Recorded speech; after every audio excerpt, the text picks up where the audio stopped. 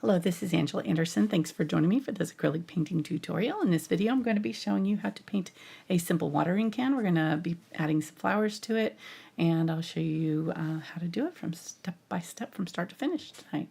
Got my husband Mark with me. Hey there, everybody. He's man in chat tonight, so if you've got questions, you can ask those, and we'll try to answer. Let's get started.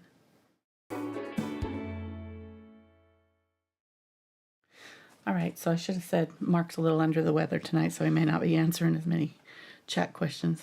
I'll try not to sneeze into the mic. Okay. He caught my cold that I had last week, so I am mostly done, mostly better. All right, so we're painting a watering can tonight. I'm using an 11 by 14 inch canvas. I decided to go ahead and do it long ways. You could probably fit it on a square canvas if we kind of scrunch down the flowers a little bit, but I decided to go ahead and do it long ways here, so I gave myself a little bit of extra room at the top there to put plenty of flowers. And I'm going to use the reference photo as a starting place, but we'll kind of, change it up. So I need chat to decide, do we want to do a sunflower, a peony, or a zinnia here, okay? Sunflower, peony, zinnia, or you can name out another flower. But I want to do like a large focal point flower, and so I'll let you guys pick which one we do here. As far as the watering can goes, I went ahead and sketched it out with just chalk here. Put it a little bit off center so I had room for the spout to come up, and did a nice looping handle, but basically straight sides here and here. Just watch your curves at the bottom. You want to make sure it's not like a straight line at the bottom. That will kind of throw off the realism. So you want it to come down and then curve down around, and then these curves should all pretty much match up. As it goes up in your, like if it was eye level to us, then the top would be flat, and then the bottom would be a little bit less curved, but we're looking down on it. So we've got a nice round opening here. Our little watering can spout is going to have a little opening, and then angle down, and I've kind of angled it to about maybe an inch off the bottom on both sides, the handle and the spout, and then the handle comes up over the opening to connect, like right here behind where some of our flowers are going to be. All right, so we'll go ahead and have the votes are coming in. Votes are coming in. All right. Peony is the leader. Yep. Nice. All right, I like it. Do I need to go get an example? No, I've got. Oh yeah, you can. Yeah, I've got. Yeah, that's a good idea. Thanks. I started out by painting the background with light orange. It's very thin coat of light orange, which is titanium white, pyrrole orange, and bismuth vandate yellow, which is just a yellow. So yellow, a little bit of orange, and white, and you're good to go. It doesn't really matter. You could even do pink, I think, or anything that would go with the lavender color. I didn't want to do purple. I wanted to do just a slight like offset color, and this is the color of a lot of our flowers, so I like the purple and the orangey pink coral color. Okay, so here's some of our garden peonies. They're not looking so hot because they've been picked a couple days ago. This one's already closed up for the night, so but we can use this one as kind of a reference here. His outer petals are starting to brown, but we'll work around it. All right. Yeah, let's go over our colors. Burnt umber, burnt sienna, yellow oxide, cadmium yellow light, India yellow, pyrrole orange, quinacridone magenta, ultramarine blue, cobalt teal, phthalo green yellow shade, green gold, unbleached titanium, and lots of titanium white. Green gold can be mixed with like India yellow, mostly India yellow or a cadmium yellow, and a little bit of phthalo green, just a little tiny touch of it. So it's mostly yellow. All right. It's kind of difficult to mix those, so I like to have it pre-mixed. So one of the first things I want to do is pre-mix our violet that's going to be in our for our watering can. And I didn't want to use Dioxazine purple because it's such a bright, like overpowering purple. And I wanted it to be a little bit more blue anyways. So I'll just go ahead and kind of mix my own. So I'm going to start out with like 2 parts blue to 1 part magenta here, 2 parts ultramarine blue to 1 part magenta. And then I might add just a tiny bit of gray, or like burnt umber to gray it out. Just so it's not super in your face bright. Okay, so that's probably like maybe 1/5 of what I did with the blue. Okay, so that looks nice. Once you get a purple that you think is close to what you want, then you can check the undertone of it by adding white to it, because it's hard to tell when it's dark like this. And we're going to obviously want it lighter. So when you're mixing color, you want to kind of start out with the color that you think is closest to it, which was that ultramarine blue, and then alter it one way or another. So, you know, obviously going to purple, we wanted to add a little bit of the magenta, using a color that's closest to it on the color wheel so that you don't alter the temperature of the color too much. If we used a red that was really warm, like a cadmium red medium or cadmium red light, it would have made the color shift it to really warm, and our purple wouldn't have been as vibrant. And then adding the burnt umber allows us to desaturate it a little bit and control it. I find that using a neutral like gray or burnt umber, I like to use these 3 as my neutrals. So when I want it truly neutral, I kind of just use burnt umber. When I want it a little bit warmer neutral, like a reddish neutral, then I use the burnt sienna. And then when I want it more of a yellow golden neutral, I use the yellow oxide. So this one is for cooler colors like greens and blues and purples. The burnt umber. All right, so I've got a purple that I think is close. I've desaturated it just a little bit, and then I'm going to add some white here and just check my undertone and see how close we got to the purple that I want to use in my bucket. And I think we're pretty close. We might need to go a little bit more blue even. We'll see. That looks really nice, and it's not too like vibrant. It doesn't seem too vibrant. Where's my reference photo, hon? There we go. Yeah, that looks pretty darn close, doesn't it? So yeah, let's go ahead and go with this. I think this will work. So I'm going to leave the mass tone.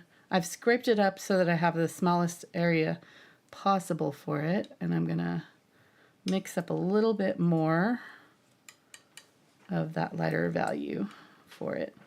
That'll be our main color for our watering can. And then the other thing that we can do now is use this color in our flowers.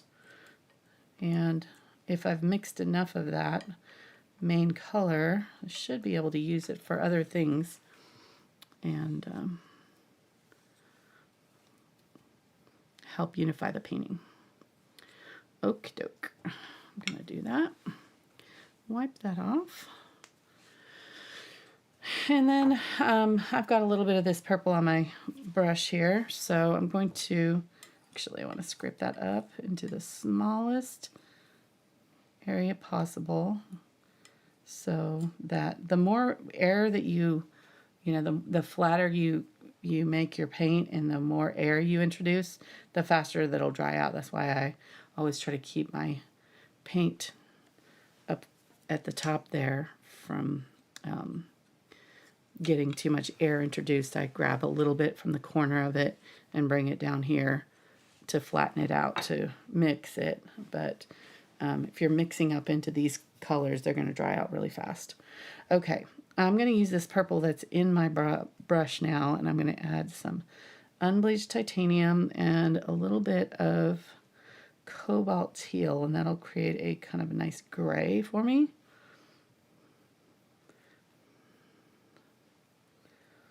Like a green gray. And purple's not doing anything but just kind of dulling the color a little bit. Ooh, that's really pretty. Okay, so we'll use that. Maybe lighten it up a little bit. but I think I'll be able to use it to, and I'm going to bring it down and kind of cover most of what I've drawn in here with my flowers, because I'll just paint around this. So I'll leave that big peony area where I know, and then kind of paint around my watering can some. You can see how it's going on pretty dry. So I'm going to spray my canvas, and that'll kind of open up the pores so that it accepts the paint a little bit easier. And I'm not going to have to work as hard to kind of get that paint to push down into the canvas. Get a little bit more of our lighter color. And now that paint's going to go on there a lot more smoothly. And I'm using a 10 Filbert. It's a large Filbert. This will cover this canvas pretty fast. Can't really do a lot of details with this brush because it's so big, but I can get the paint down for this background area pretty easily.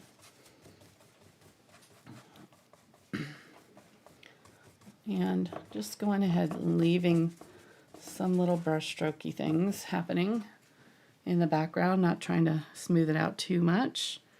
Get a little bit of water to help the paint flow on a little bit smoother. I did grab a little bit of the glazing liquid too, because I was wanting to thin out my paint a little bit too. All right, here we go. How are you doing tonight, hon? I'm okay. Hanging in there? Oh, yeah. Mark's a trooper. You hardly ever get sick. It's really surprising to see you sick. You know, I'm always the one that's catching everything.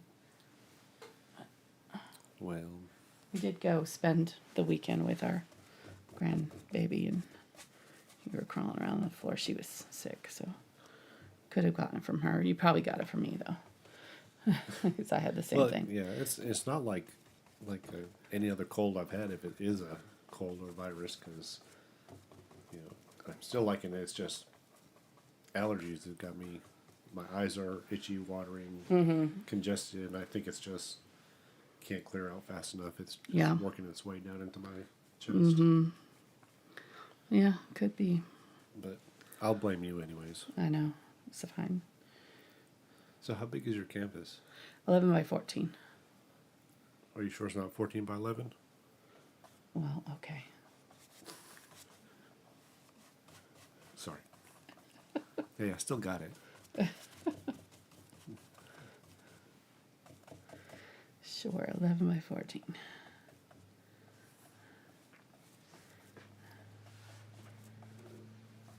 All right, so I'm going to go across right about here for my background. I'm going to go a little bit more blue at the bottom here, so adding a little bit more of that cobalt teal color.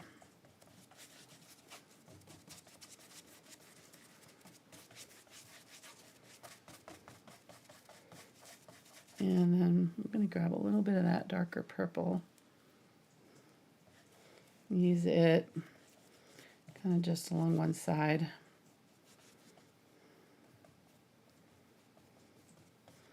And shadow back out.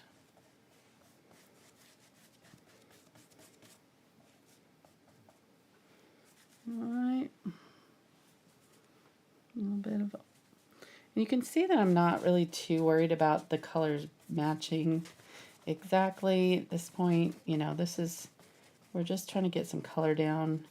If you want it to be really exact, you can pre-mix all your colors and have them ready to go. But I find that it just looks a little bit more natural if I just kind of mix them as I go and let things happen. I'm going to get a little bit more of this darker purple and go right up along that base and along one side here.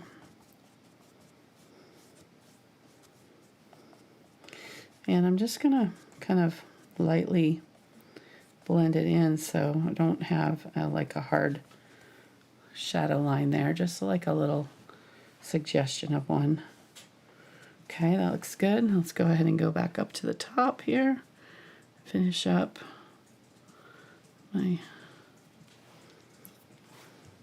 meet up these two colors here.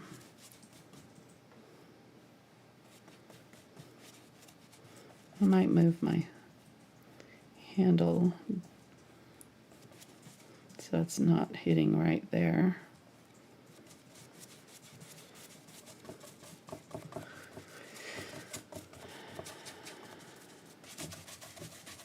Okay. And if you're getting a lot of this broken stuff here, that's just a sign that you need a little bit more water in your brush. The canvas will suck out the moisture of your brush pretty quickly, so as you work, you need to give it a drink. Just dip it into the corner, you know. You don't have to dunk it, just dip the corner of it. I've got hairs here. Hair's somehow working its way into the paintings tonight. We'll sell that one. Yeah, come on.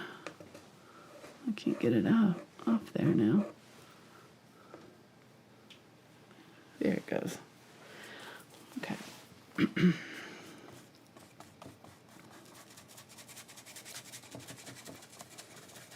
Okay. And this brush is nice because it's kind of scruffy, so I can abuse it a little bit more, and it's not gonna hurt it by kind of pressing a little bit harder to scrub that paint into the canvas. I'm going a little bit lighter with the background at where they meet, so a little bit. Actually, I kind of want, well, it doesn't matter. I think I want this line to be a little bit darker, so I might go a little bit darker with that color, get a little bit of that shadow color here, and use it on this side where these two meet. Okay. Just do what looks good to you. Honestly, you can make this any colors that you're going to already use in your painting. So just pick whatever colors that you've already got in your artwork and use those. I get a lot of questions about, you know, what colors should I use and that kind of thing. And there's no right or wrong answer. It's just basically what you like and what colors you want to pull out. What's going to complement your painting, though, is going to be, you know, using colors that are already in your work, you know. So don't do your background like a gray or something that you don't already have in your painting somewhere, because it'll look unbalanced. Okay, so there we go. Trying to get this blended out so I can see that separation there. I might have to go a little bit darker there, but that'll give me a starting point at least, so I don't want to fuss with it. I got lots to do.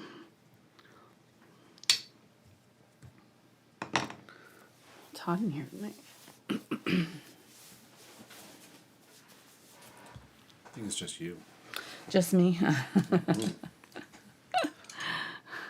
At least from where I'm sitting. It's getting hot in here. So, no, not that song. All right.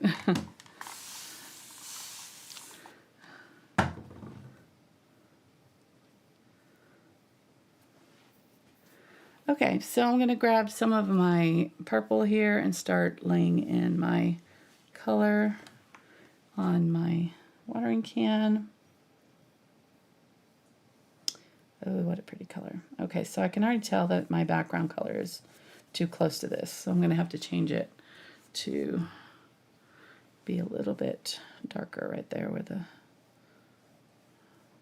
either darker or lighter, it doesn't really matter. You just need to have contrast so you can see the difference, and your focal point is this watering can, so I want to make sure that it is the star of the show and that we have enough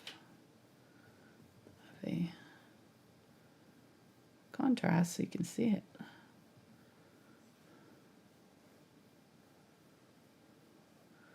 And I can make the edge of the watering can lighter or darker, so I might figure my light source is coming from this direction, shining on it here, so I can make this edge of my watering can lighter. Get a little bit of white.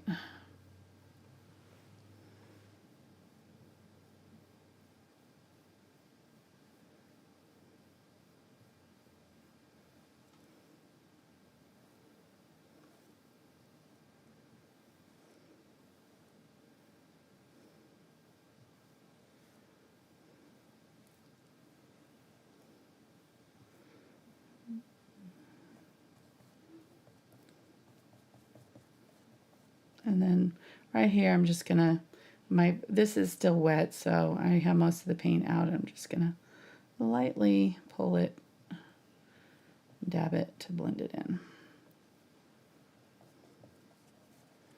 Okay, so that helps some. I think it still needs a little bit more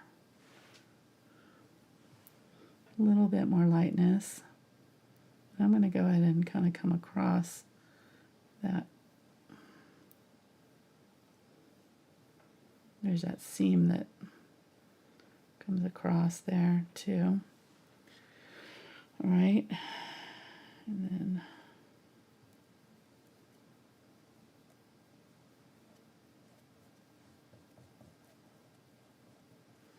on this side will be our darker side. So I'm going to get my darker color and do the same thing that I did up there on the light side. Get a little glaze just so it goes on smoother. There we go. Just go all the way down. You can use the edge of your brush if it's not going on. Okay. And once I get it on there, I can just lightly blend that out. Now it only works if both colors, this middle color and this, one that I just added, are still wet. So if that middle color is, you may have to work quickly, aim for good enough and not perfection at this point, and then you can always come back and fiddle with it and add more details later. But this is not a time to be fussing with every little brush stroke. Let's go ahead and do another line here with the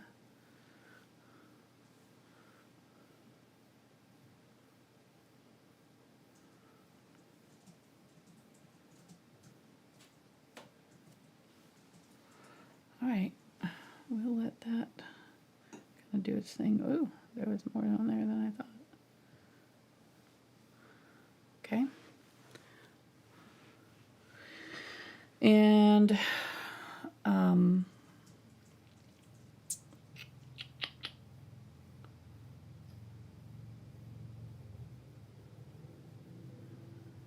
just need to decide if I need to darken up any of that before I do my the rest of that watering can thing. But we'll just see. I don't know. I might go a little bit darker with the mid-tone instead of going so light. And shoot for kind of the middle here and try to get it in one go, or mostly one go.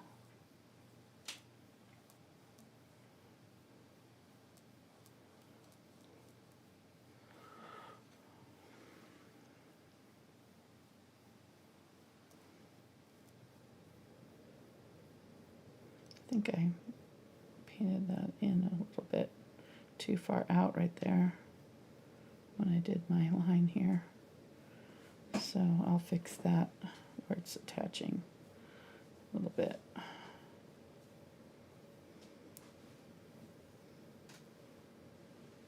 Okay. I'm just trying to smooth out any hard lines there so that I don't have any weird thick lines to blend out later. All right, yeah, so I'll fix that here in a second. But let's go ahead and paint the rest of this spout. Bought Mark a really fancy one for Christmas. Was it Christmas? It was my birthday or Father's Day last year. Yeah. It's really cool looking.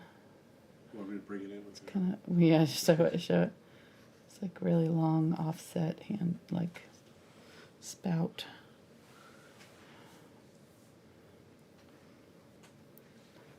Yeah, I think the company's in England. Yeah. Yeah. The fancy one. Can't remember the name of it.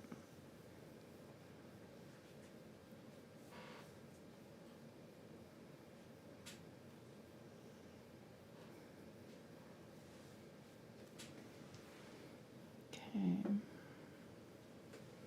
Trying to put a little highlight there on one side. I still need to go back in here and darken up underneath.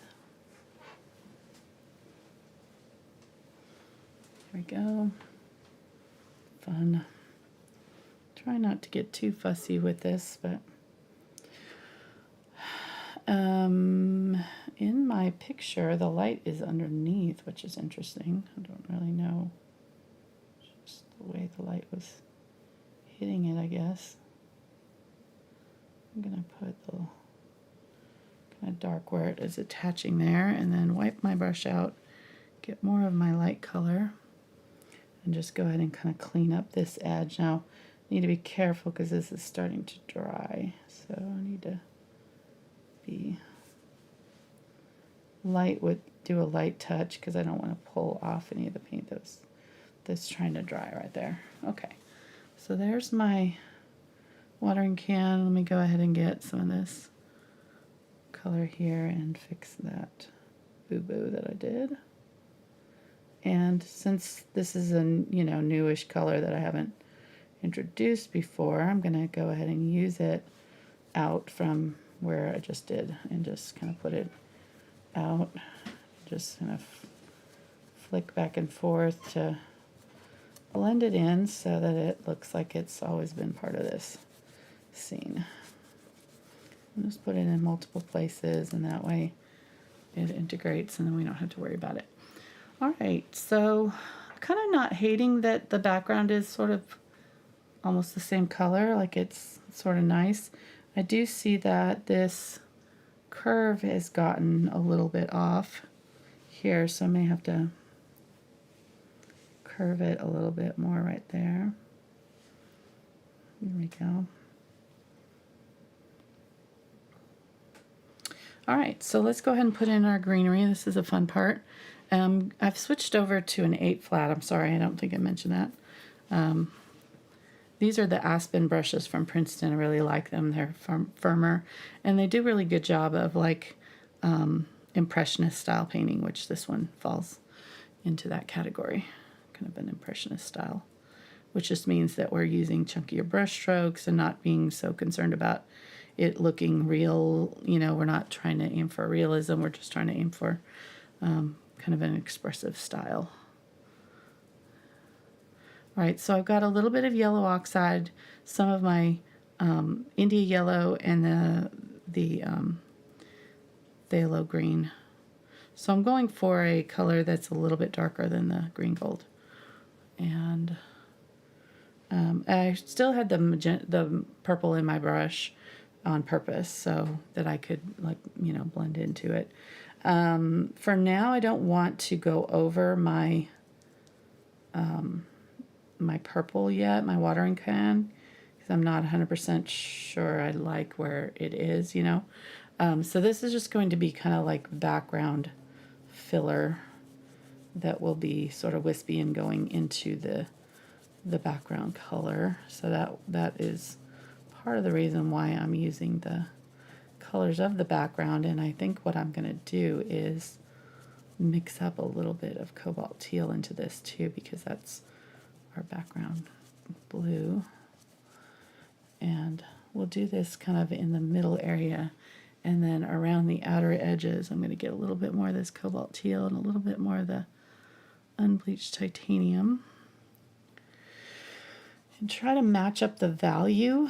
The value is your dark and light, so I'm trying to match the value of the background so that when I do this, it will just completely almost kind of disappear, but you'll see it.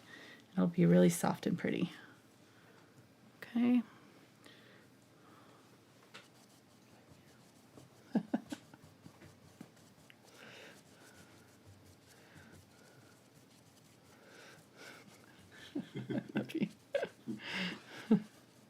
Mark's whispering sweet things to me.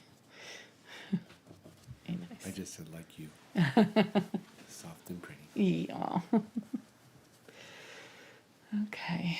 Yeah, that looks good. Like a big afro. And this is a chia pet or whatever that reminds me of the Bob Ross hair.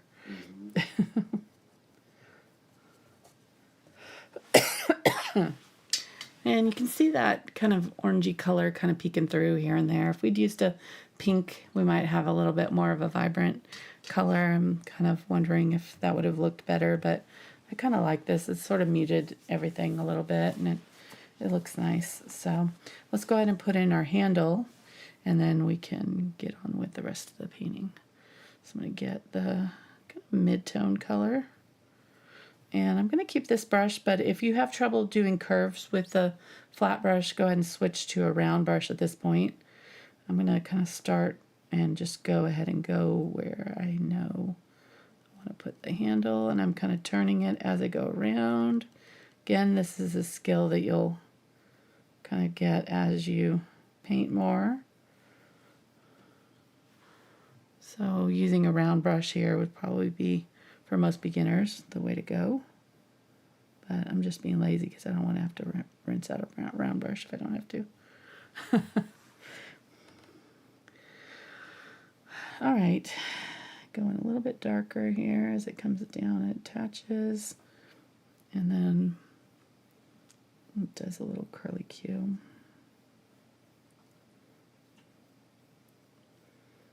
Something like that. And this is obviously kind of just from the side. So if we're seeing it like a flat part of it, we can do some of it like in here, maybe a little flatter, where it's kind of showing more of it, and then as it comes up, maybe thinning out, and then up here at the top, maybe flat again, is like it is in the picture. Okay, that looks good.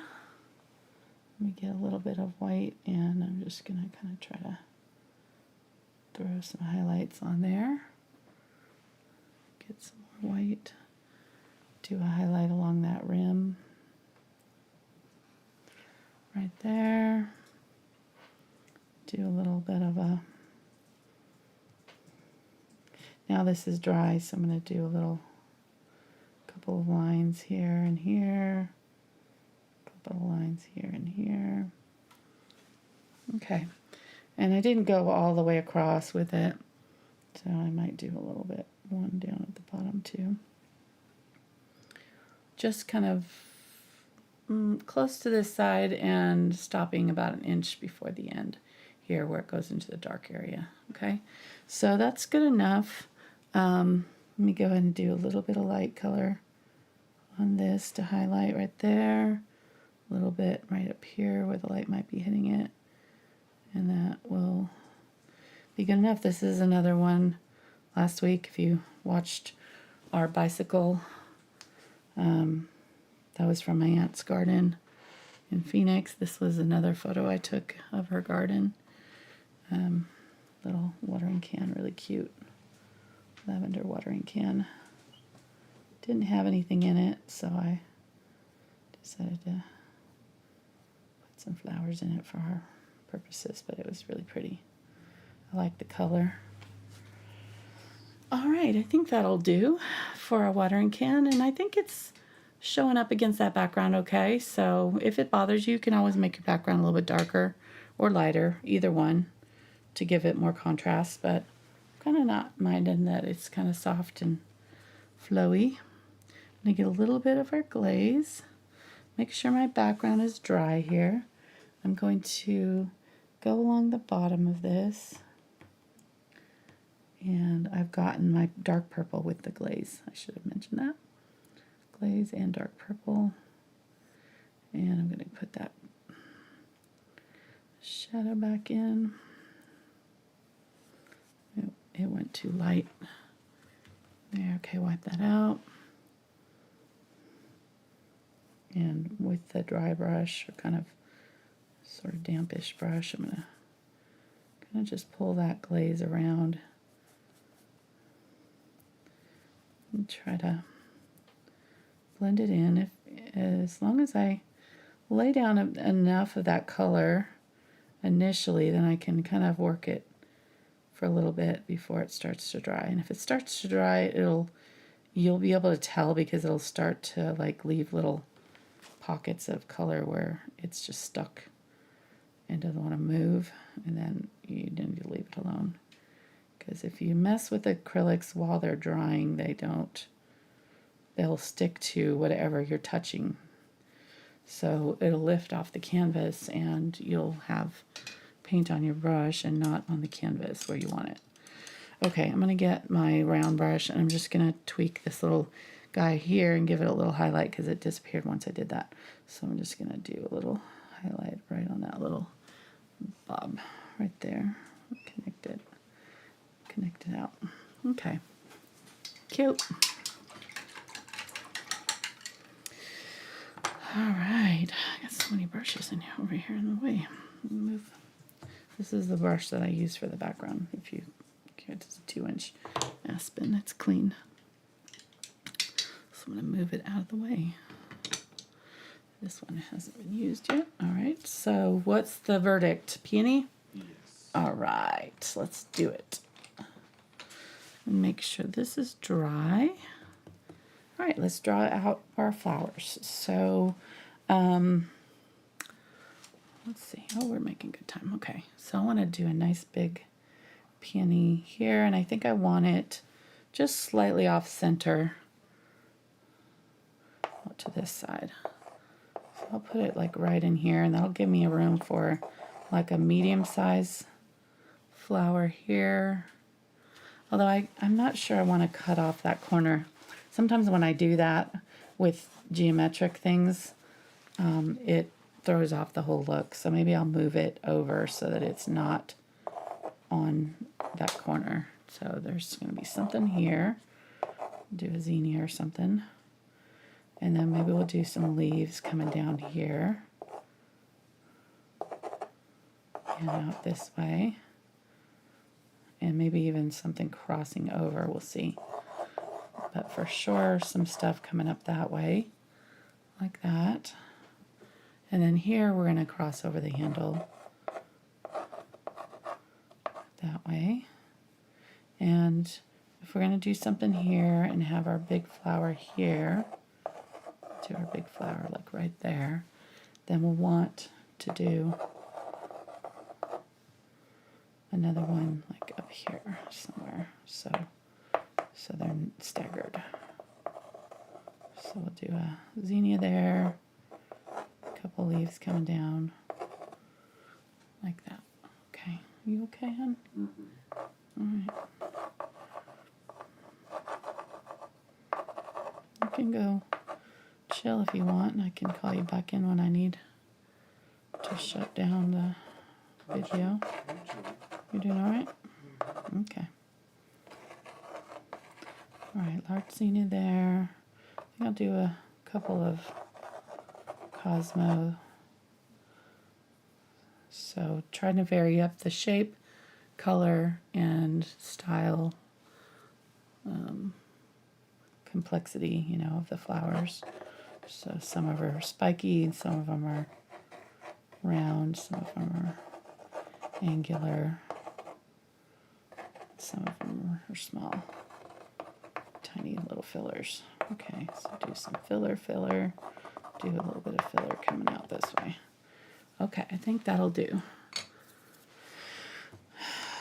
So I'm going to I think I'm going to use this 8 bright here and start on my peony. I need to mix up, let me go ahead and mix up my peony color though.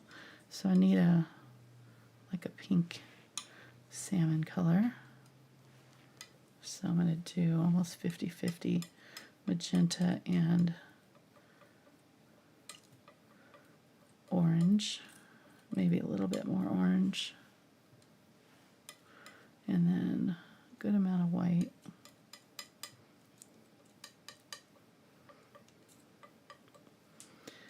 And I might want to go a little bit more pink.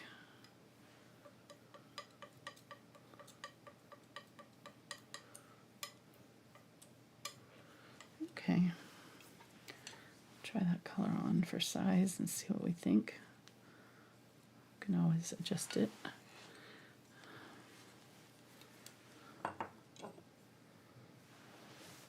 And the nice thing is this magenta has this purple that we've got has this magenta color in it. So I'm going to go maybe a little bit heavier with the magenta here.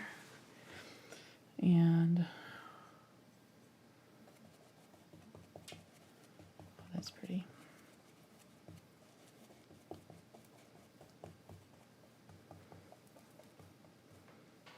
Just going to tap around. Peonies are nice because they've got this kind of fluffy outer border.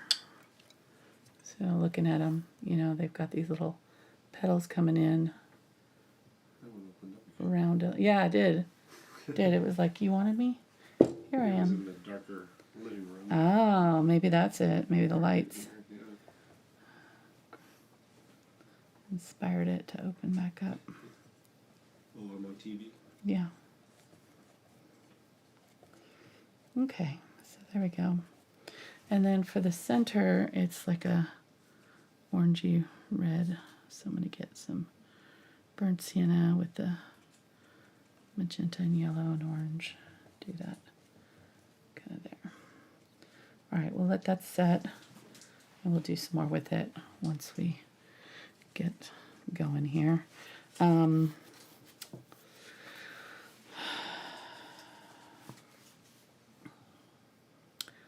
to think if we need to use this. Probably need to use this color again in a couple more places just to tie it in, but we can do a different shaped flower. So we'll come back to it.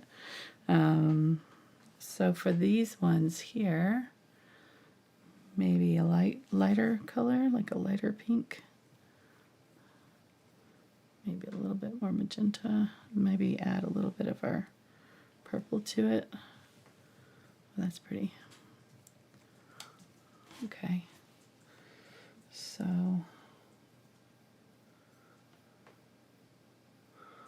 I'm looking at my reference photos and see what kind of flower I want to do here. We could do a lilac. This brush may be a little bit big is what I'm thinking. I'm just trying to decide if I want to commit to a certain kind of flower right now. I think I'm going to do kind of a daisy type of petals here. Let's see how I do. Using the corner of the brush and just pulling in. Okay, that worked. Yeah, that's nice. Look at how pretty that is. And that works really well because it's got that purple in it that we've already used. Okay, so let's do another one up here.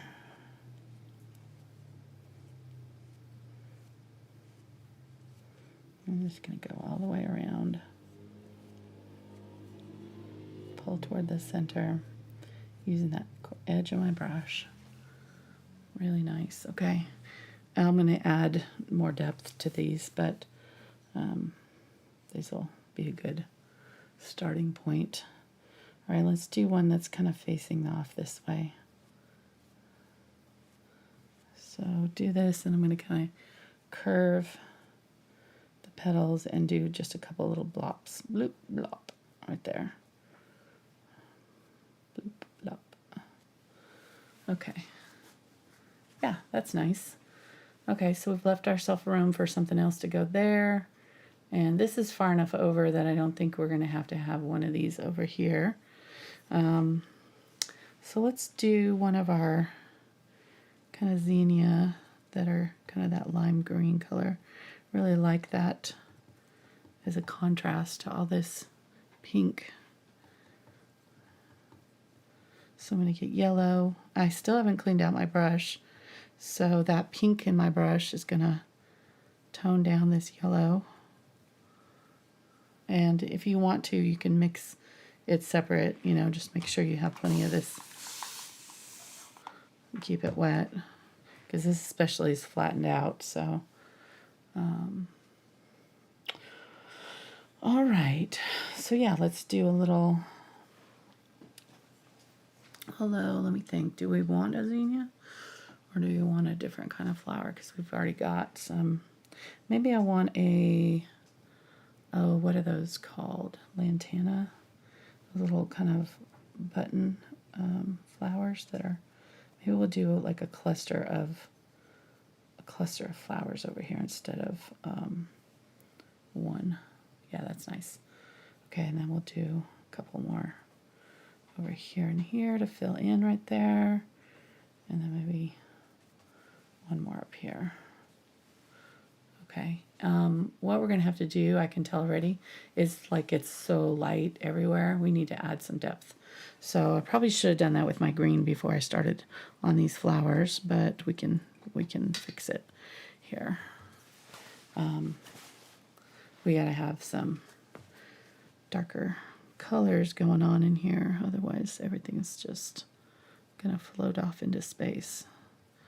Darker colors kind of ground it. All right, so getting the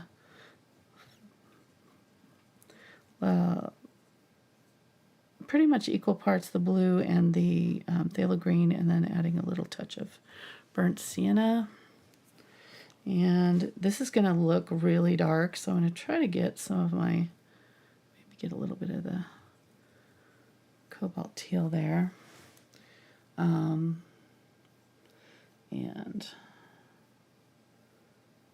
let me think what I want to do here. I think I need an angle brush because I've got too much stuff in my way. Just want to switch to my angle brush so I can get into some tighter corners.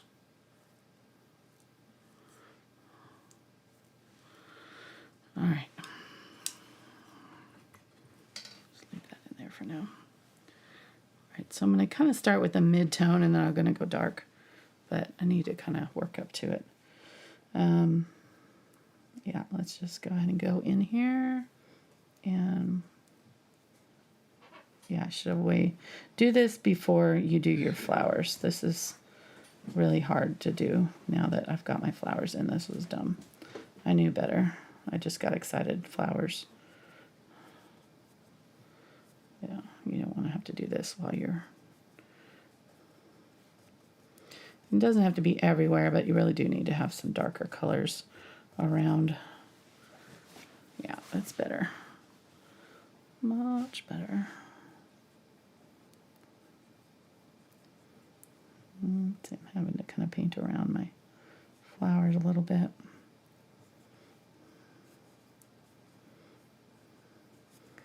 All right. I know, Fitzy. I hate when that happens too. I feel like, rookie mistake. Just got excited. It's okay. All right, I'm gonna try to put some of these leaves in.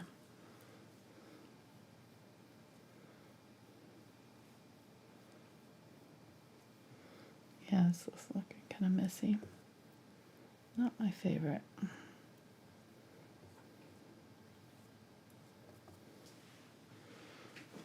Okay, we'll get it.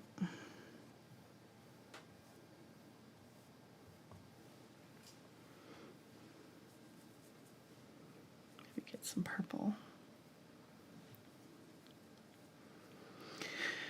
And let's do a different color green so that we're not all the same.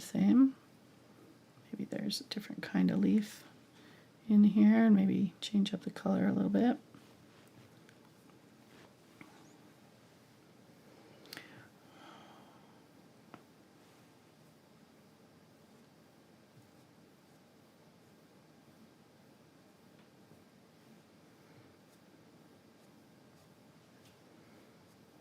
let's do kind of some little stick type leaves out.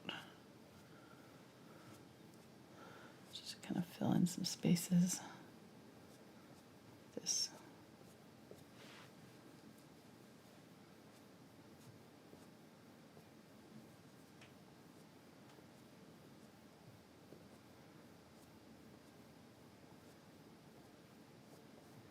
Here we go. Yeah, it works. Just setting my brush down, kind of plopping it down and pulling back to create a stem for it.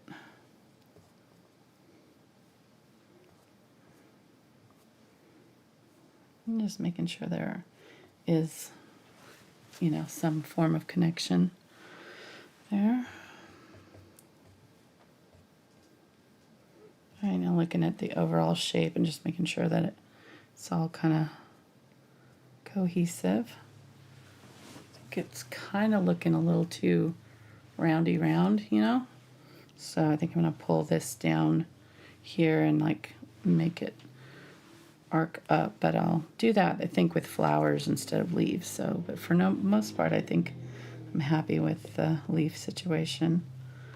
Let's go ahead and get some of this lightest color in here and just throw a few of these little bright bits in there. Okay, that's good enough.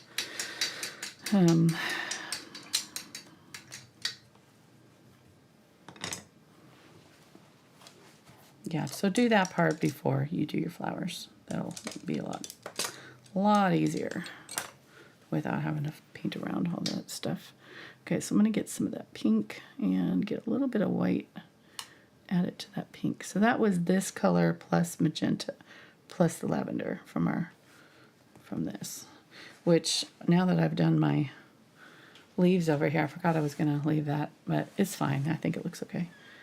So let's go ahead and put a second coat on these petals.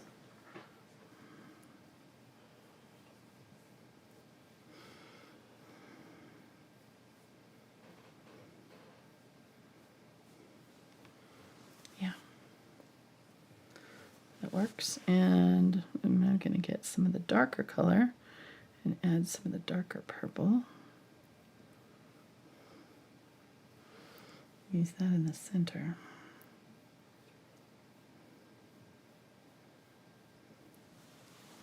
Okay, I'm gonna let that dry because I think it needs to be a little bit. Pull it out into the light color, and then we'll do a totally different color for our centers. I don't think that's the color I want. And just kind of streaking through with my lighter color, darker color. The lighter color is still wet, so it's kind of blending in. All right, that looks good. Let's go ahead and get some of that darker color here. I'm going to start with it this time.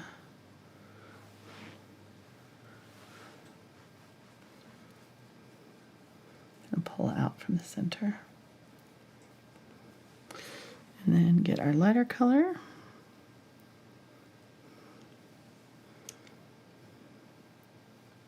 Oops, got some green. I touched it just a little bit into that. Don't want that.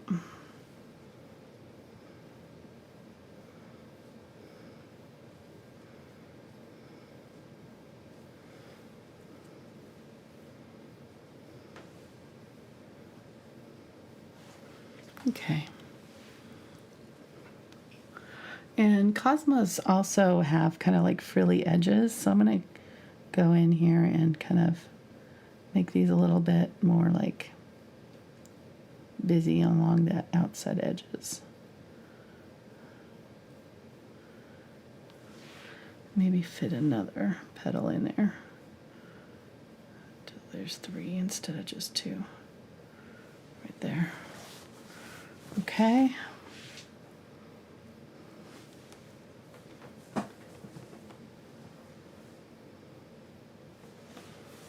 To get some more of that whitish color. Let's do that same thing here. So I'm just going to go to the outside edge and kind of give each of these like a little bit more detail.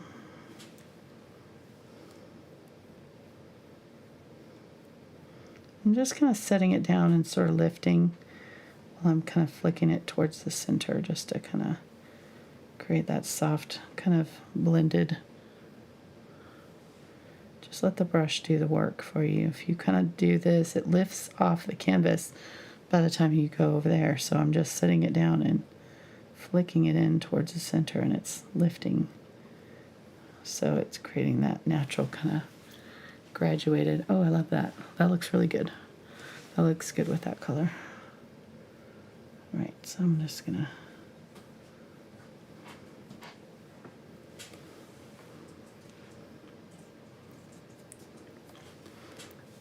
go ahead and do them a little bit longer first, and then come back and fix the edges. So you can pull a longer line. Okay, there, and then come back up to the tip and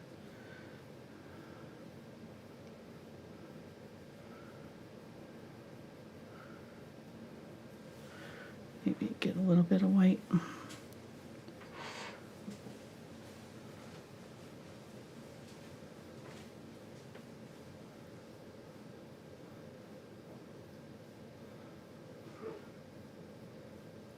Marks out their sleeves in. Awesome.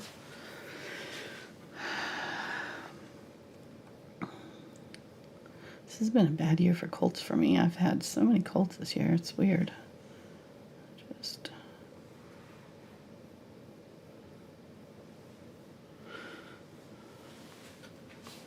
all right. Oh, pretty. I like it. All right. I'm gonna like those. Yeah. It's not a perfect Cosmo, and I'm sure I've got too many petals, whatever, but it's kind of a facsimile of the Cosmo. We'll call it close. Okay, so I'm going to get the kind of yellowish color, probably going to be the same color as those. So get some of the reddish and a little bit of burnt sienna and tap in the center. In fact, I would think I want a purple. I like purple. In there too. Okay, yeah, that'll be good. Keep it fairly small with the Cosmo. And this one will be kind of an oval shape since we're seeing it from the side. These two will be round.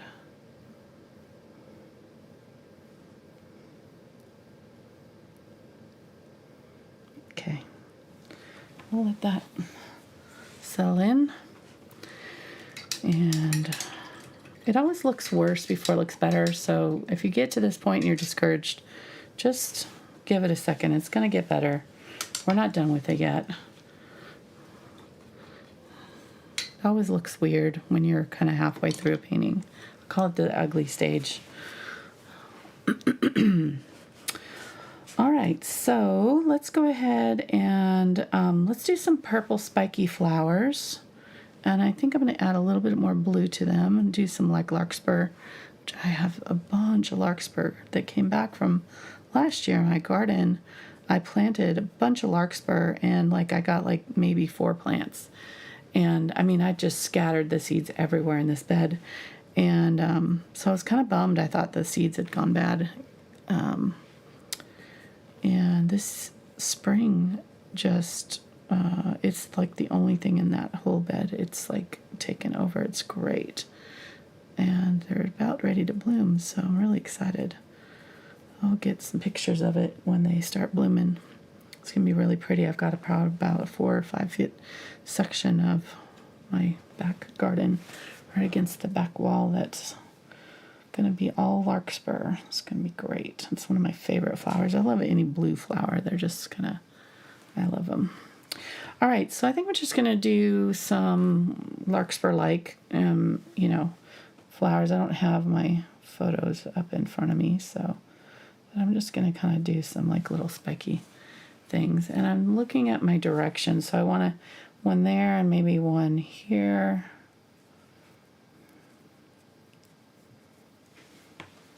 And then maybe another one like here somewhere. And then just kind of dab it on, kind of in a rough cone shape. The larkspur grows along the center stalk, and it has little clusters of blossoms. There's a lot of flowers that do this, though. There's verbena and different ones. I've got some salvia that's doing this. So, you know, it could be any number of things, and we're not going to put too much detail into these, so you're not going to have to worry about it being exact, but that looks pretty good, I think. Yeah, I think this painting is going to be a little bit more abstracted, you know, a little bit looser, because I'm kind of mixing and matching a lot of stuff. So let's go ahead and do like a pink one, because I had this very like light pinky colored one. We'll see. This may not be the right pink. We'll see. I don't want it to be too close to our, or maybe let's do the celosia that I had there in the picture. These tall, spiky ones. So it was like a color called champagne. It was kind of a yellowy color. So I'm going to get a little bit of yellow and mix that into this lavender. It's kind of turning it green, which is interesting. I guess that makes sense because there's a lot of blue in that lavender. Let's see if that works for us. It's like the same exact color of the background. All right, so let's clean this out. Rethink that.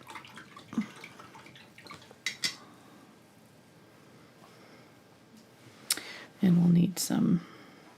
Ooh, I got purple. Oh no, I got pink everywhere. I got it in my sleeve or something. I got it here and here. Shoot. Well, down here is the only place I'm really worried about it because it's going to be a pain. Let me see if I can get it fixed. We'll just kind of cut that corner off. Yeah. Yeah, it's just a bright pink blob right there. I don't even know when I did that. It's really dry, so it must have been a long time ago.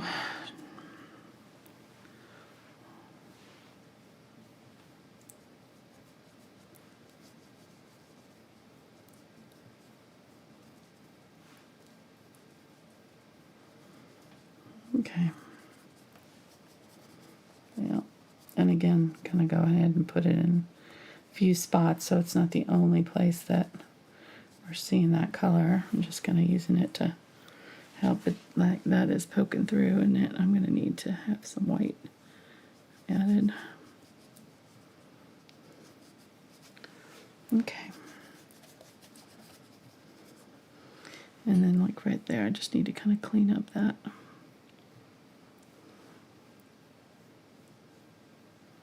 I don't think anybody would notice that a little bit but me, but it would bug me.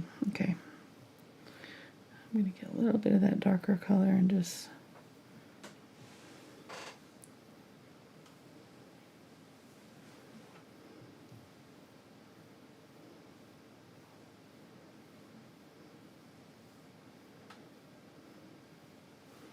okay.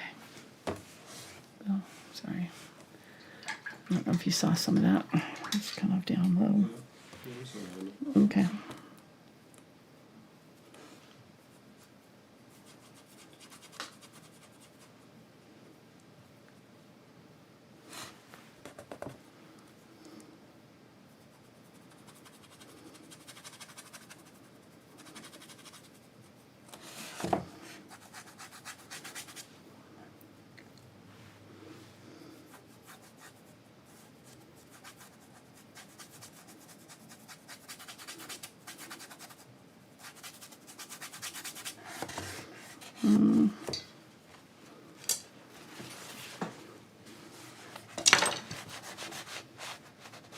I'm using a paper towel to kind of wipe that off because I think I got it too obvious there. All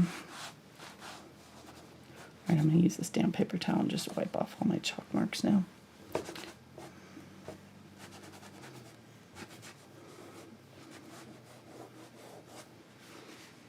Okay.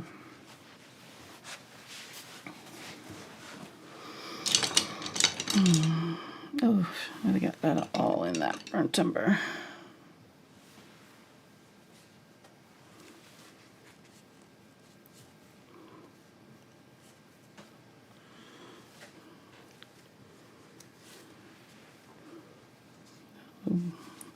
Going as fast as I can tonight, hon. Oh, you're fine. I've gotten a lot done in an hour. I'm getting close. Closer. If I could stop making mistakes. Cause me to backtrack. I'll be alright. Let me get my paper towel here. Wipe my hands off.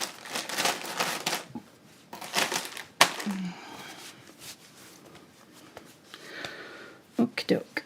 So I'm gonna get my angle brush back here.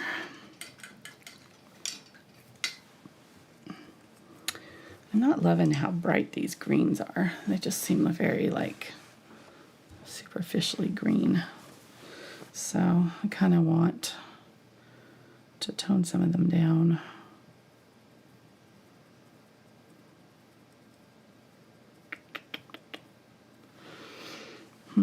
Let me get a little bit of that background color.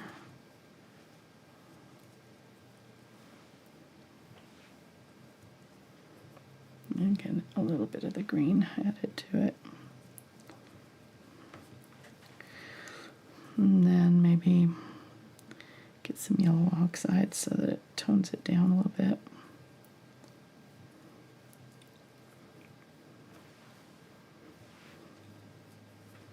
Let's see, this is probably close to that original. Yeah, that's probably close to that original color that I was using.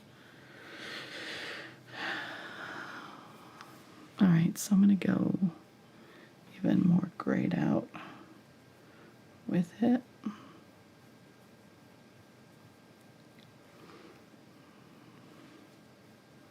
Add a little bit more burnt umber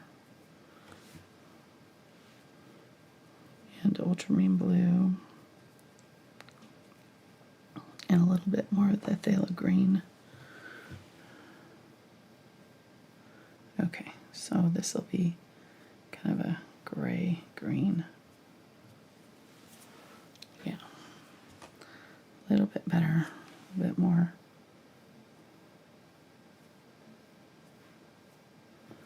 Less that, I just want to get rid of that really circusy green that I'm seeing.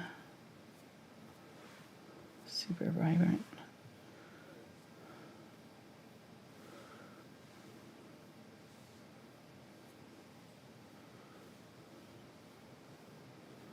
Okay, I think that was mostly it. And then let me get some white.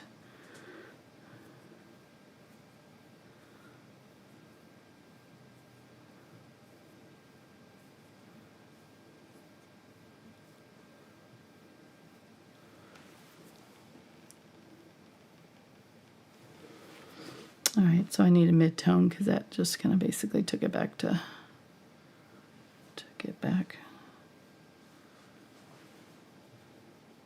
light too much.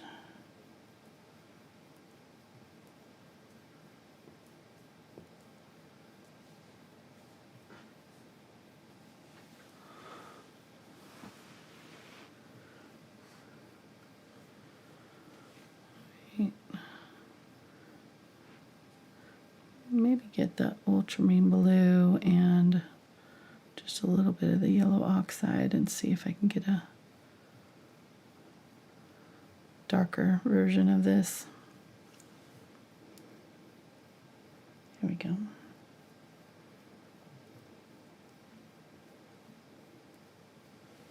Yeah.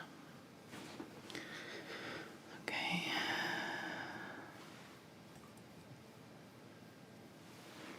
And then a little bit of the lighter color to add a little highlights here and there.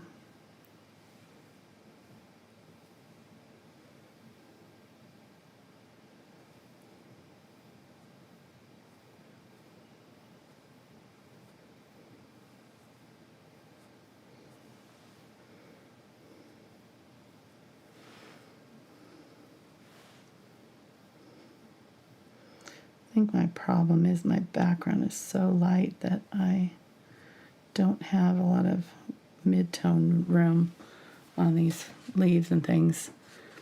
I didn't leave myself a lot of room to do mid-tones because everything is so gray everywhere. So trying to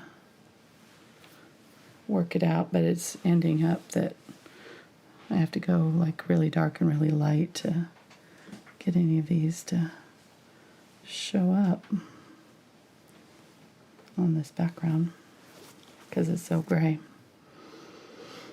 Okay, but that is looking better. It doesn't look as bright.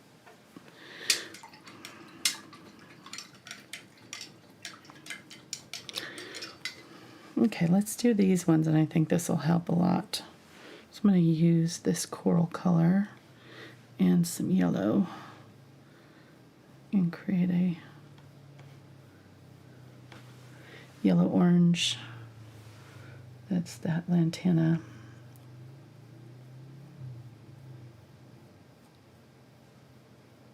And we could make those zinnias if we wanted to, but I think just having these little button flowers are good enough.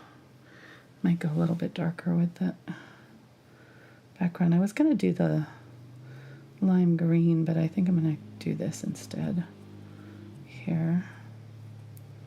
And then I might use my lime green in different ways.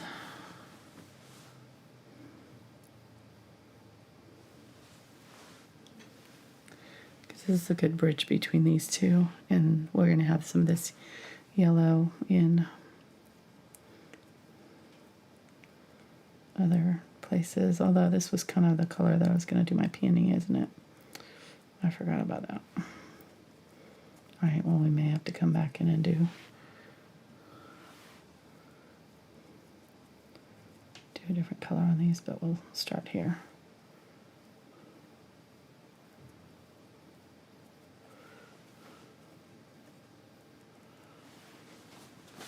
Okay, cute.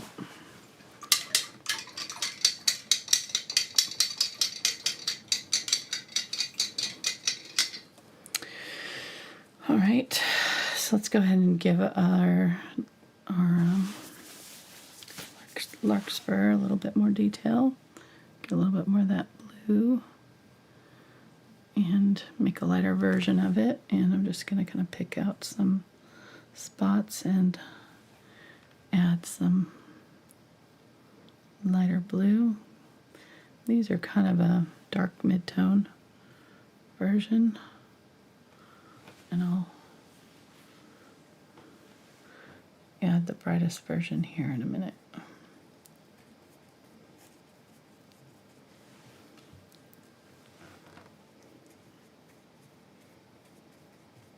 Just kind of dabbing over where I've already done my blue, kind of leaving a little bit of that darkest color showing. I'm getting my white, and now I'm going to kind of do some little sort of centers. They have little white throats in some of the flowers. So do some little white dabs, sort of.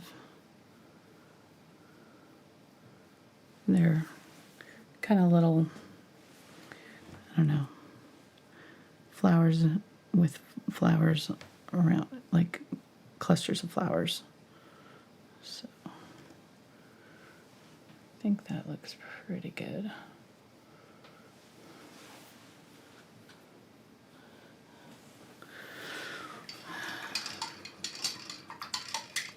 Not 100% happy with that color, but we'll see. Okay, so let's work on our peony now.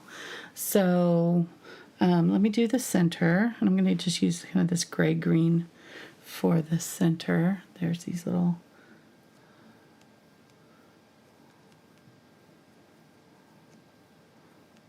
built, like, rounded things that come out of the center. And then a bunch of yellow, but I'll do those in a second. I'll let that dry.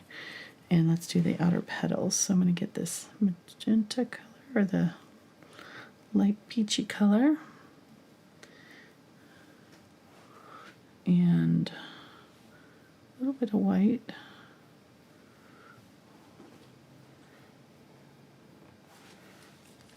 Here, let me get my flower so we can look and see what we're doing. Right, so this one's got a lot of white, but there's like darker petals. So I'm going to kind of highlight the outer petals a little bit. Just a little bit.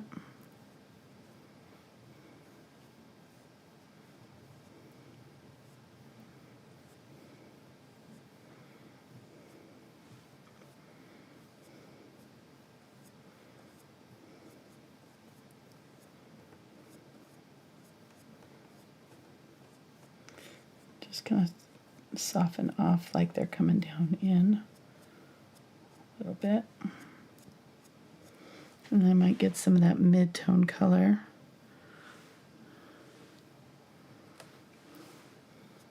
And kind of blend that out a little bit. I don't want that highlight color to be too far in because I'm going to do another layer of petals here. So, okay, something like that. And then I'm going to get my light color again and just kind of in between, kind of do a little U stroke kind of type petal.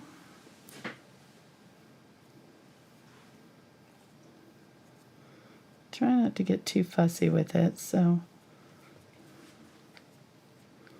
that's the idea. It doesn't have to be exact.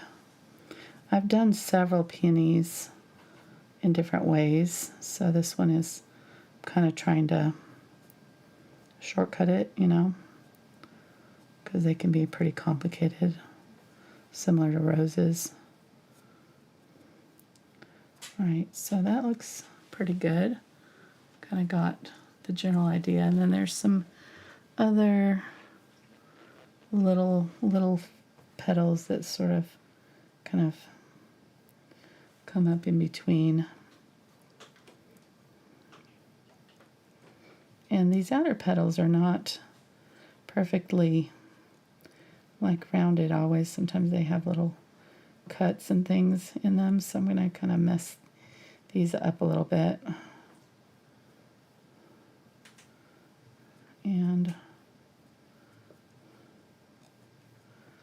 maybe just give it a couple of those smaller little petals sort of in between. This brush may not be the one to use for this. Might want to like a Filbert or something. It's doing okay, but it's kind of okay. So close enough. Let me wipe that off. Get a little bit more of my mid-tone color, and I'm going to kind of come up from the middle here, and any of these that got a little too much white and toward the middle, just kind of push them back a little bit. And you can kind of help define some of the petals that way too, but I think that's pretty close to where I want to be. Get a little bit more white, and I'm just going to kind of come up here and kind of clean up just a few little bits. Okay. And then let's do our yellow, and this will really pull it together. So get my yellow, this is the India yellow, and I'm using a little bit of that color that was already there, maybe a little bit of burnt sienna just to darken it up a little bit. So this has a little bit of that petal color with my yellow and burnt sienna. And I'm going to go around, and you can see it's just got kind of the little, I guess there's 4 of those little things. I thought there were 3. Okay, well, I can do another one. But there's little thingies that come out, so we can do that. Little stems kind of coming out. Let me go ahead and put another one of those in there if I can fit another one in. Yeah. we'll just fit another one in right there.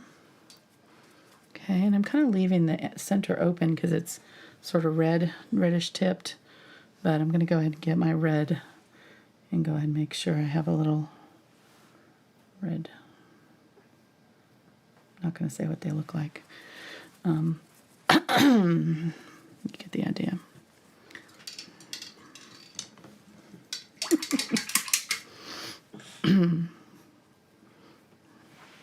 Put out to pasture. Okay.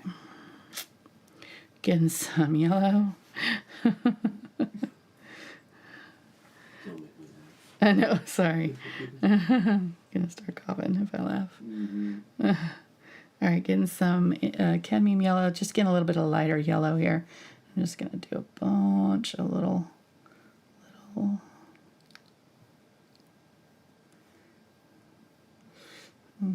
Don't be stingy with them. And go ahead and go over your little center part too. Oh, he's so cute. Looks good. Okay, so I'm going to get the lighter color now and dab in with just the cadmium yellow light. And they're a little flat, kind of, so try to keep them straight if you can.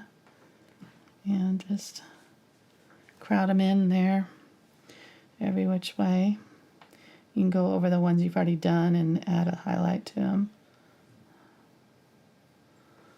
Like that. Okay. Yeah, so there's our little peony. Let's go ahead and add our color to this. So I'm going to use this same color and just dab in that mid-tone color. Leave just a little bit of that dark color around, especially like around the outside, just to give it a shadow. Just dabbing, kind of stippling here.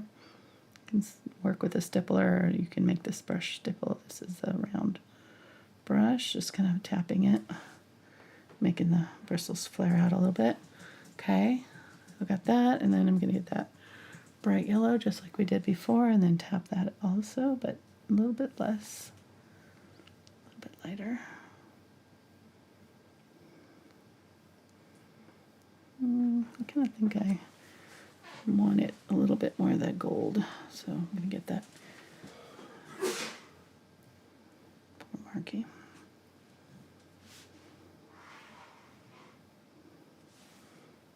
This was me all last week.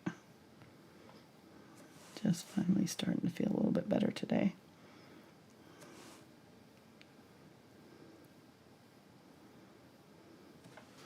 Okay, there we go.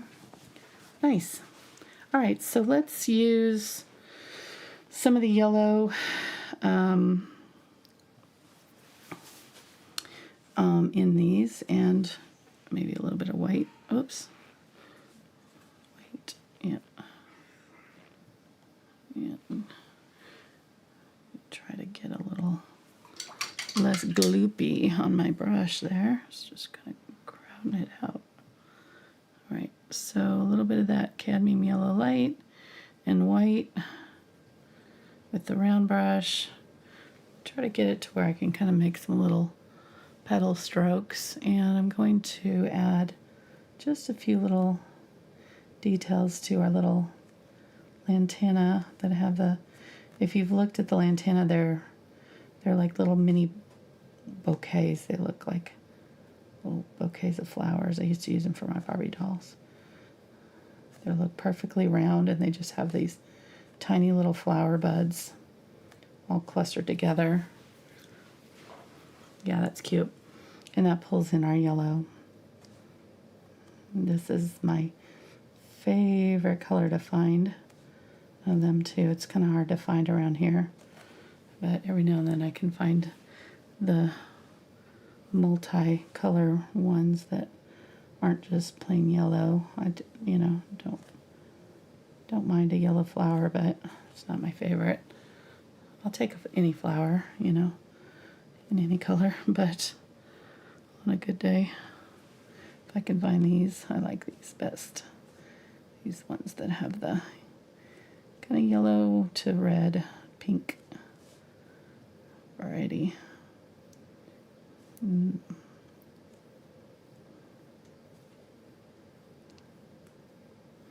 They do like our climate too, which is nice. I'm glad we can grow them out here in Arkansas because it gets really humid and hot, but they don't seem to mind the heat. So there were flowers that grow wild out, or verbena, which is kind of a cousin. I don't know how related they are. Actually, I shouldn't say that they grow wild. I'm not sure. But we had verbena that would look similar, and they were purple. And they would bloom out in the desert every spring. Miles of them out in the desert. It was so pretty. I'm sure it's all houses now, so I'm sure it's not the same. Oh, I love this palette. Isn't this pretty? That really helped in it, that like soft coral color. And we got it to unify by using all the same colors everywhere. So I didn't add a new red or anything. I've just used these same colors. This was the purple with the pink from this, and these ones are basically the same colors as my peony, only just a little bit more orange. But it's working really well. We're getting some really pretty little cohesiveness on our palette. All right, so now it's just a matter of, filling out. Maybe we'll do some little white status or something like that. I mean, we could leave it as is. We talked about doing the celosia, so maybe we can try that again. But maybe make it more white this time. And I'm just going to use some white here. Get some of my white. And yeah, I think that'll work. So do kind of 1, 2, 3, 1, 2, up the middle, side to side. Yeah, and just kind of tuck them in. Yeah, that's cute. Okay. I'll make it a little bit more spikier, but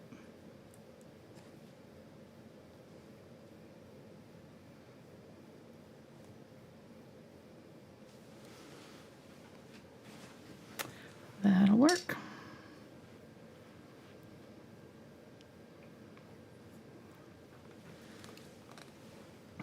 So we'll do a couple of them together here, and when you're kind of making it up and you don't know where to put it, look at your overall movement, and if you feel like it's all kind of going in one direction, you can use something like this to just kind of help, cut that off. I think I want maybe something over here to kind of pull it down here. I'll do another one kind of coming upward. And also looking at sort of where I have room, where if I've got any big open spaces, or I need to fill in somewhere, then I can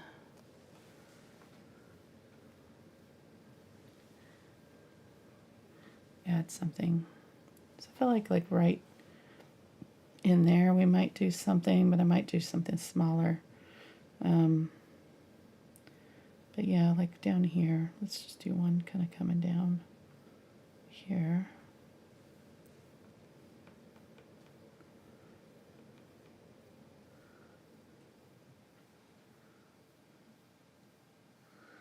Just kind of pulling out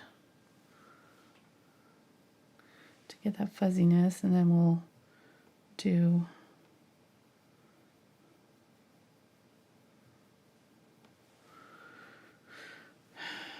trying to think if I want to go over the top, maybe do one here that kind of goes over the handle. Kind of ties in here. Yeah, that works. And then now, we've created a new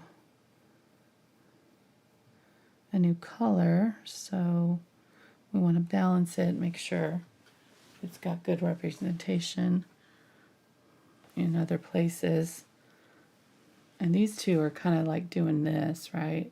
Because they're almost opposite. So I think I need another one kind of coming up this way, just to kind of help balance that out. And this is the fun part. You can let your creativity go and kind of add your own favorite flowers. I've got a ton of flower tutorials. If you want to search my website, you can just search flowers and or floral. And my website is thankfulart.com, and it has all of my tutorials. Actually, I think I want this to bend, so I'm going to kind of do like this with it and have it bending over. Like that. Yeah, cute. In fact, I think I want to do this one maybe that way too. Or, yeah, just kind of curl it in a little bit so it's not so straight. Just realized that I was making them all straight. These things got so big in our garden. They were like, they took over the whole side. I didn't plant them this year because I feel like they're probably gonna self-seed. There were so many seeds everywhere. Okay, so I've got 2, 2, and 2, so I think I want to make a 3 somewhere, and just trying to decide where I want to do it. If I want to do it, maybe I want to do it on this one and do another one coming down here. I think I can fit it in either there or right here.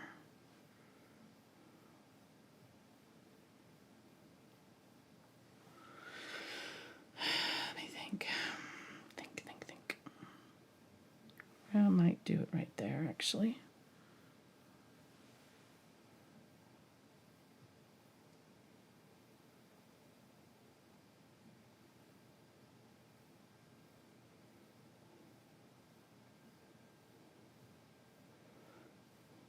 And then curve it down like that. Okay, that works.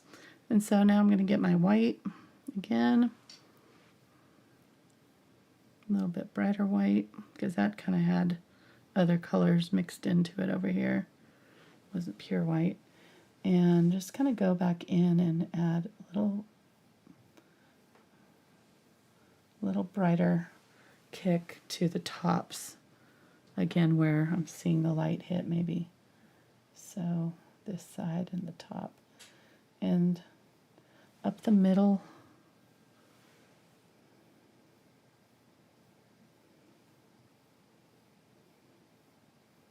To make sure you're kind of doing the middle ones, not just either side. Cute. Okay, I think this is almost done. Pretty happy with how it's looking. I might make this one curve a little bit that way.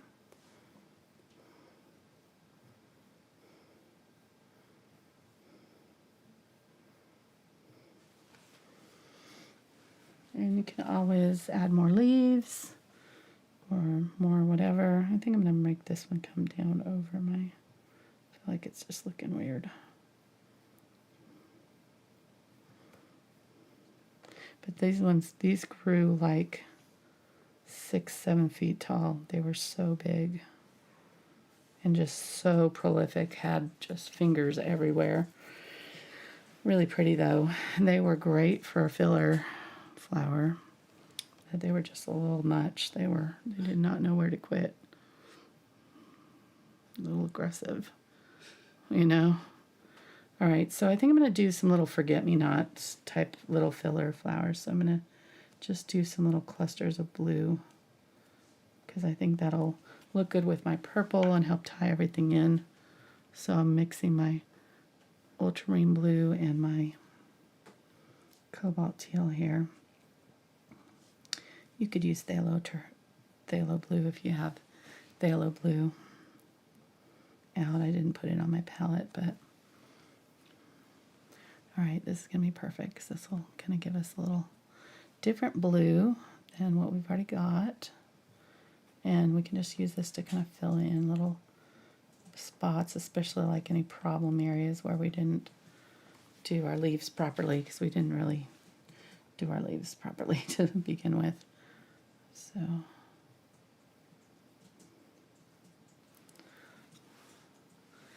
oh, that's a really pretty color. Okay, and then the forget-me-nots have like a little white dot in the center, so I'm just going to kind of come back through and just add little white dots in various places. Here are little blue clusters. And the forget-me-nots have like 5 petals, you know, that go all the way around real perfectly. So I'm not, you know, I'm not being super careful with them. Obviously, I'm just kind of dabbing at this point to create the feel of flowers, but not have to paint in every petal very carefully. And I'm coming back through here and adding some highlights to some of them. Okay.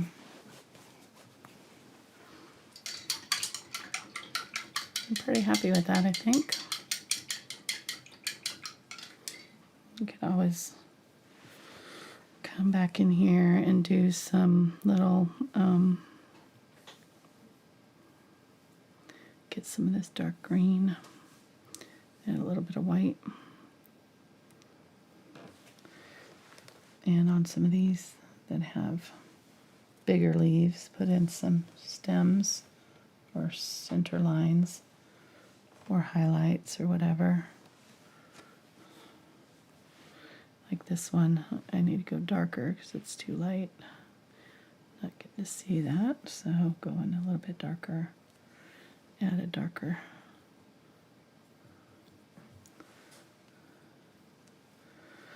line, and then I think what I'm going to do is I feel like I want a little bit of burgundy, so I'm going to get a little bit of that purple and a little bit of my magenta, and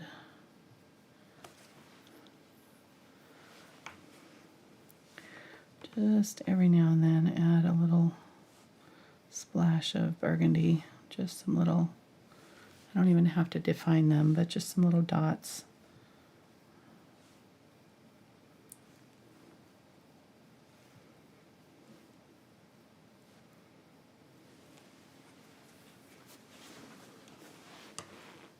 Don't know if I love that, so I'm going to get a little bit of white, try to kind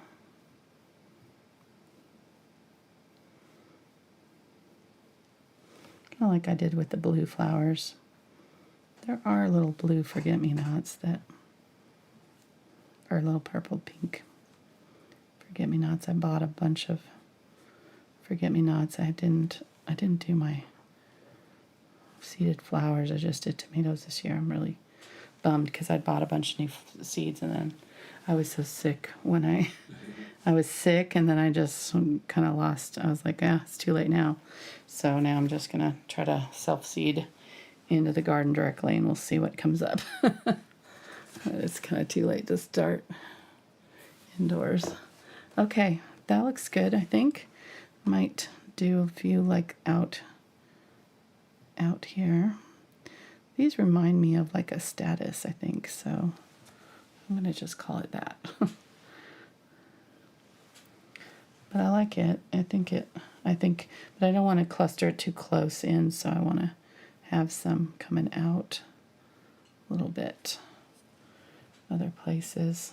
So just creating a little movement around the canvas, but I do like this burgundy color. It's kind of the color that we did the centers of these, and I didn't really use it anywhere else, so kind of helps to pull in that darker color. All right, I think I'm going to call that good. I really like how that turned out.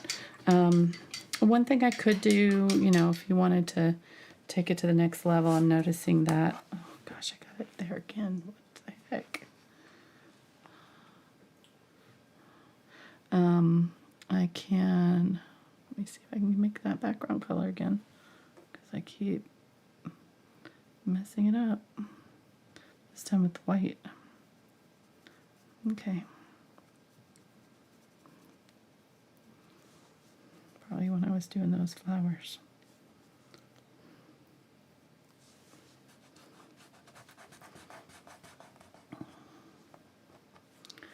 Right there. What was I going to say? Right here, like these look pretty white going down in. So I think I might want to glaze just those flowers there. And I'll use like green, I think. It doesn't really matter, like a gray, blue, green will work. Just kind of whatever colors you used for your flower, your greenery that's nearby. So I'm grabbing that gray-green here. And some glaze, some water. This is just a way of toning things on your canvas so that, see now it looks like it's disappearing in here. I did it to this one, but I haven't done it to this one yet. So here, I'll do it to this one. And it's just like, so that white's not popping out everywhere. Now it looks like it's kind of tucked into the leaves. It makes a huge difference, actually. It's really not as noticeable on darker colors, but lighter colors like these white, it'll make a difference. So just do it where it touches down. I do it like you've probably seen me do it when I do like cat whiskers or something, you know, where it attaches to the body of the face. Just helps things look like they're settled into it. Gives a little more structure. Okay, that looks much better. We can also maybe add a little bit to our center of those. Can add a little bit around here. Maybe shadow that side of the flower a little bit. And this color is actually really nice with this pink. It works pretty well. I'm not trying to change the whole color of it, just trying to add a little bit of another color there. I can also like use maybe some of this dark reddish color to shadow these lantana. If I've got any of it, I don't. Some of the magenta, get a little bit of that purple. Okay, so a darker reddish color, again with the glaze. If you don't have glaze, you can use glaze like a matte medium or a gloss medium from Acrylics, or just some water. You can shadow the bottom of those, round them out a little bit.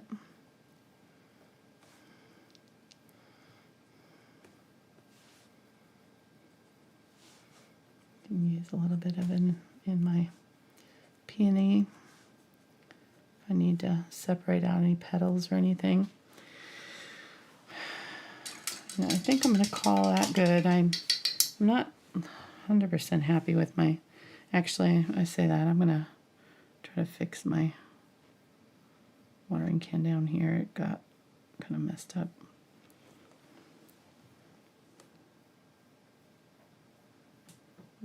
Let's put that back in. Okay.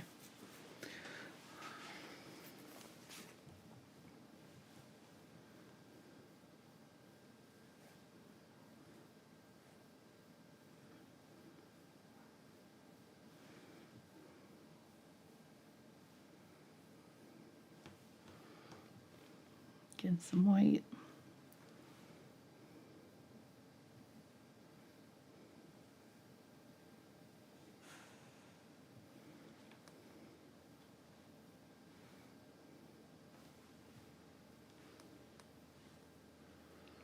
I've switched to my 4 round here in my 6100 series brush. Okay, there we go.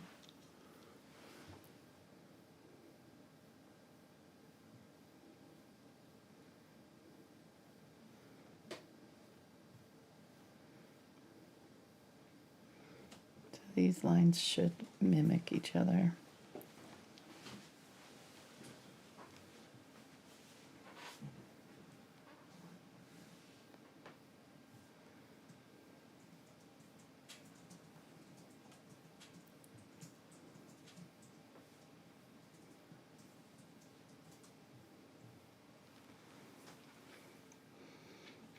Okay, getting close. I think that's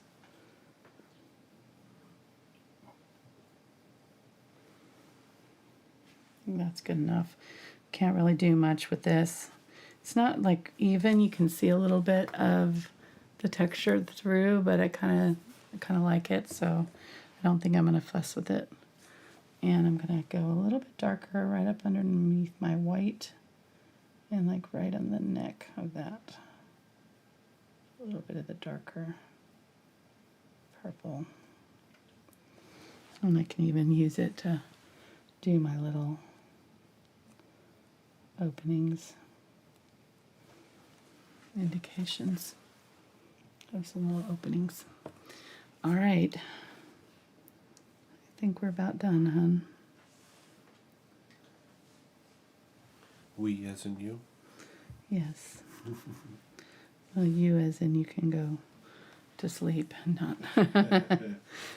Well, I guess we got Oak Island tonight, huh? Well, it'll probably put me to sleep like it did the other week. Probably.